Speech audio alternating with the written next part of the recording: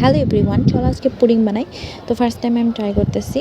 তো ইউটিউবে রেসিপি দেখে নিচ্ছি যে কীভাবে ইজিলি, যেভাবে সার্চ দেয় মানে how to make pudding easily in rice cooker. তো তারপরে আমি ফার্স্টে ওই যে ডিম আর চিনিটাকে ভালো করে মিক্স করে দেন ওটার ভিতরে ইউএসটি মিল্কগুলা সেটা আমি গরম করিনি, এমনি দিয়ে দিছি।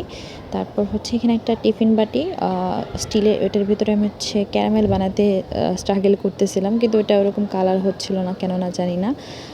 তারপর আমি এটাতে ওই দুধটা যেটা মিক্স করে রেখেছিলাম, দুধ আর ডিম, সেটা এটার ভিতরে দিয়ে দিব। আই থিঙ্ক আমি ক্যারামেলটা বানাতে ভুল করছি, এই জন্য একটু প্রবলেম হতে পারে। তো তারপর এটা দেওয়ার পর আমি এখন রাইস কুকারের স্টিমারের ভিতরে দিয়ে, আমি দারচিনি দিতে ভুলে গিয়েছিলাম, তো ওটা দিলাম। দারচিনি গুঁড়া দিতে বলছিল, বাট আমার কাছে ওটা নেই। তো এটা দেওয়ার পর তারপর ঢাকনা দিয়ে ঢেকে দিয়েছি। অ্যান্ড আমাকে এখন 40 মিনিট অপেক্ষা করতে হবে। তারপর নামানোর পর উপর থেকে দেখে বেশ ভালোই মনে হচ্ছিল, বাট এটা যখন আমি ফ্লিপ করি প্লেটে, তো এরকম হয়ে যায়। জানি না কেন, হয়তো বা কোনো সমস্যা ছিল। ক্যারামেলটা আই থিঙ্ক আমার হয়েছিল না, বাট আমি আবার ট্রাই করব, ইনশাল্লাহ এরপর এবার ভালো হবে, যেরকম দেখায় ভিডিওতে সেরকম হবে। তো এই পর্যন্ত, আল্লাহ হাফেজ।